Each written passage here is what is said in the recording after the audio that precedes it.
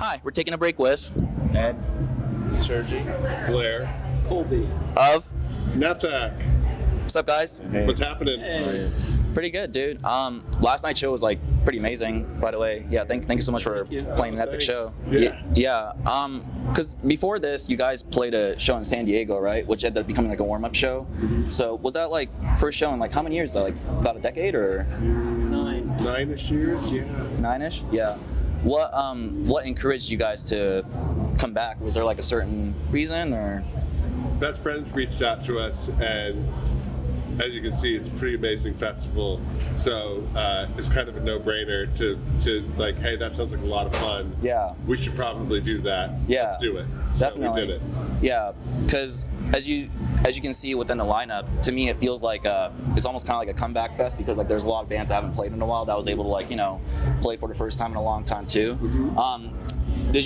Are there any like bands that like you saw in the past that you're able to see like this time around? Like I don't know, because I know in the past you've seen Jimmy, you played with Jimmy Eat World and stuff like that. Were you guys able to reunite with your old friends or anything? During this fest? Tons of old friends here. A lot of these bands we've played, teeny tiny shows with all over the country at different times. And to see them have success here and people like totally going crazy for their sets is really awesome. Yeah. Yeah. No. Yeah, because like the San Diego show, I wasn't able to go, but like ended up like selling out, which is like really amazing. Did you guys like?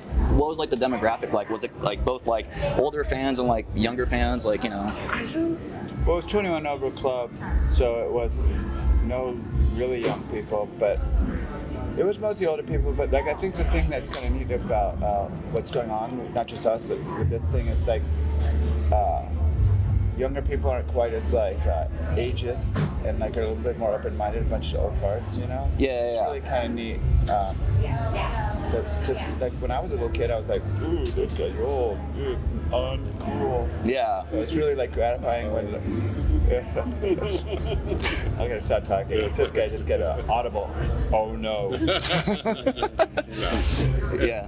Yeah, there's some younger bands on this festival, like Millie and Midriff and a couple others that like I feel like sort of balance it out, but make perfect sense. Yeah. As well. Yeah. During this fest, like, were there any like certain bands that you were like really excited to see? Like last night, like I don't know, were you excited to see Mineral or like? Yeah. Great. Yeah, amazing. Yeah. So they played right in the big stage before us. I went out and was like, holy smokes. Yeah. They sound great. There's a ton of people here. Yeah. Wild. It's just really wild. And I was just so happy for them, like how amazing, right? Yeah. Like just an amazing moment just to like see it.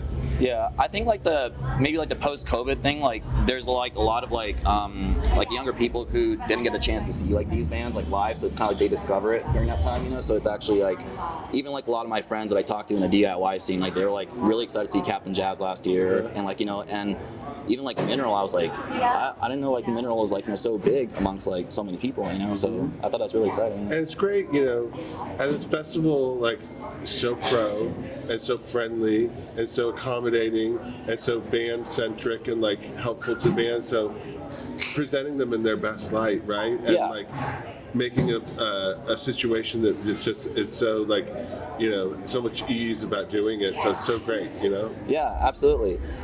Actually, I brought a gift for you guys. Okay. Yeah. So I want to recommend you guys a band to check out because I basically do like a lot of interviews around like the local scene in like LA area because like the screamo emo scene's like really like kind of like up and coming, and there's a lot of really great bands from the Inland Empire.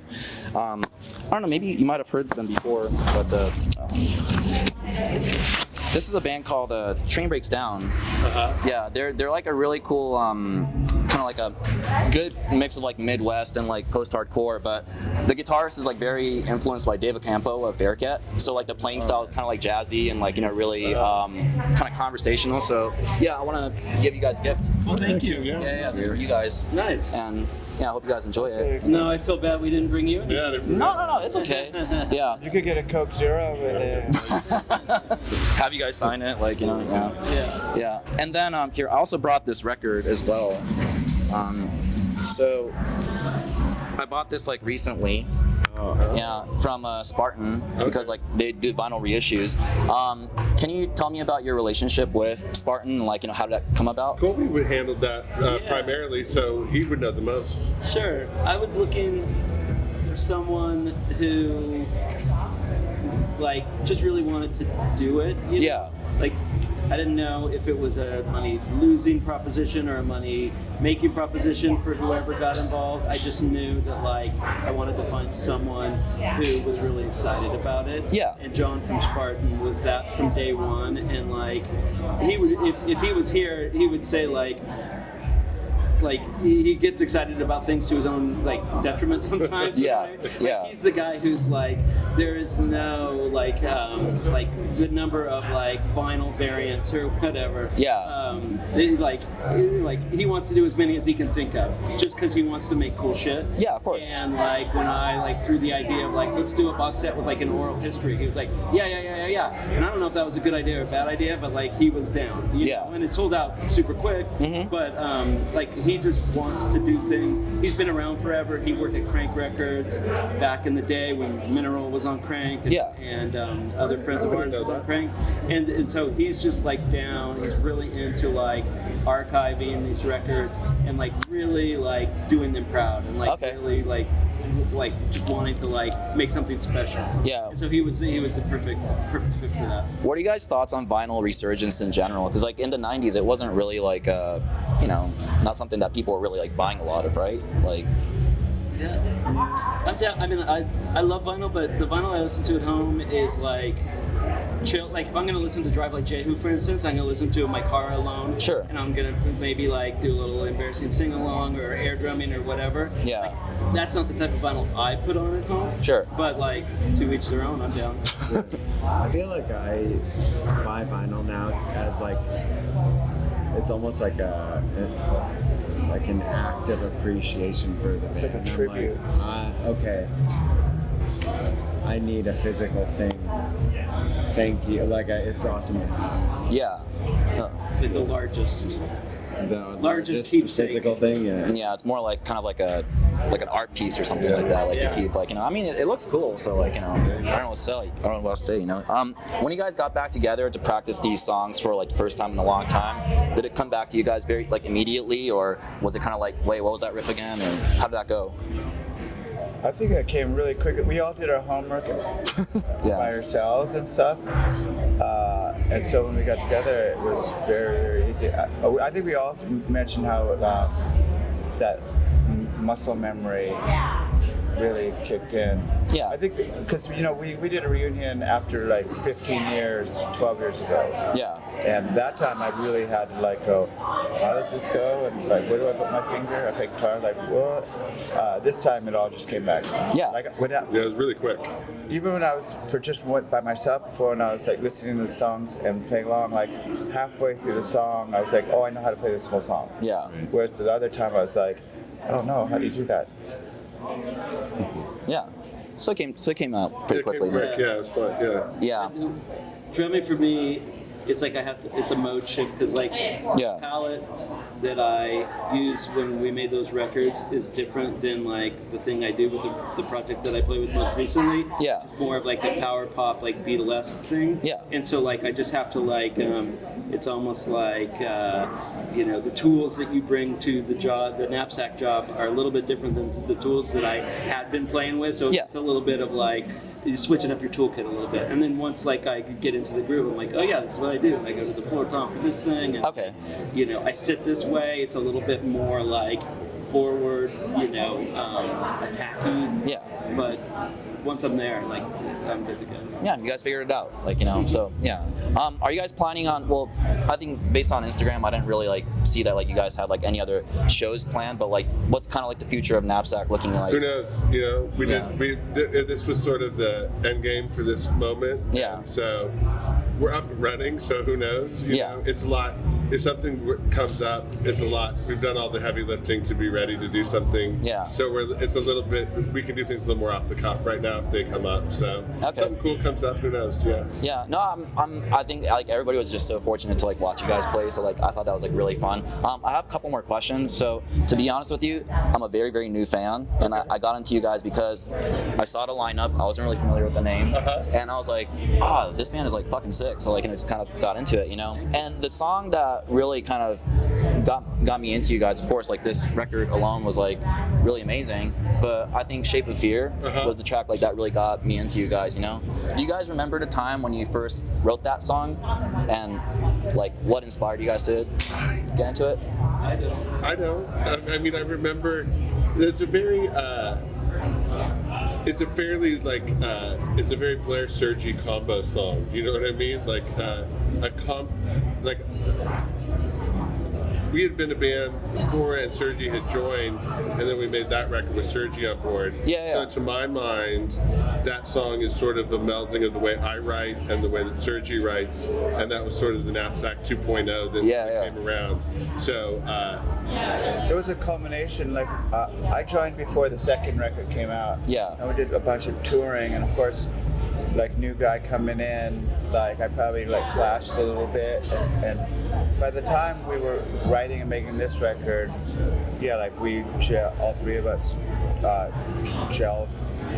And I don't remember writing any of that record, to be honest. Like I feel like that record came extremely easy. Like I think recording it wasn't that easy, but we weren't like mercenary about a career or anything, so there was no like second guessing and stuff. We needed half an hour worth of music, and it just sort of oozed out of it's mostly Blair, but like it came out really easily. Like No, definitely. Just to kind of wrap things up, I just have like a final question. Again, thank you for taking your time. Like, really appreciate doing this. But what encourages you guys to keep playing music? And of course, like that reason could be different. It could be like watching fans' reaction, or it could just be simply like you just want to keep making something cool. But do each of you guys have like different reasons, or like? I ask myself that question all the time. Especially when you're on tour. And things aren't like always going on that well. I say, why am I doing this to myself or whatever? And like a lot of times the interview questions, especially when I was younger, was like how long do you think you could do this for? And I always would say that almost every time would say, until it's not fun anymore. And the truth of the matter is it's not always fun. Like with all of life, some gotta take the good with the bad.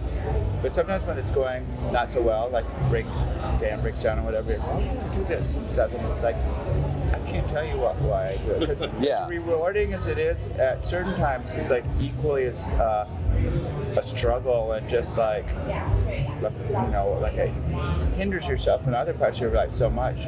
Like you're away from home and stuff. I guess it's just rewarding to like be creative. I mean, being in a group like in our case, a fraternal kind of like group is very rewarding, right? So you get the less friends you have. Like we all have friends that are older and just have jobs and wives and kids that don't really have friends anymore. And guys and women in bands, they have these sororities or like things that we're lucky to have at our age and stuff. I think that even supersedes like the creative like reward. It's just like friendship and stuff. Other people that have careers and just money, and sometimes they lose the friendship, and it's like we're together just for money, and we have this big career. We can't shit this career away. Look how big what we built and stuff. I think as you get older, anytime I tell my dad, I say, hey, we're gonna play or do this thing, and my dad always says, like, no matter how many times I say it, he always says the same thing. He goes, that's so great that you have these old friends, and that you guys are still these friends of long-standing friendships for years and years and years. And he said that is such a great thing to have in your life, to have friends that who truly know you, have been through the shit with you, and are valued friends. Yeah. And you guys have a common goal and a common cause, and you get to have this fun together and travel and do this fun stuff. And again, Sergie says it's not always fun. Yeah. You know, but it's always kind of fun. Yeah. Right. And it's always it's still kind of even the horror stories are looked back on now fondly. Yeah. Right. And that's part of our shared history. That's kind of all we remember. Yeah, is the really bad. yeah, the really terrible shit that we've been through, and so it's really awesome. So Yeah. anyway. No, that's amazing. What about for you?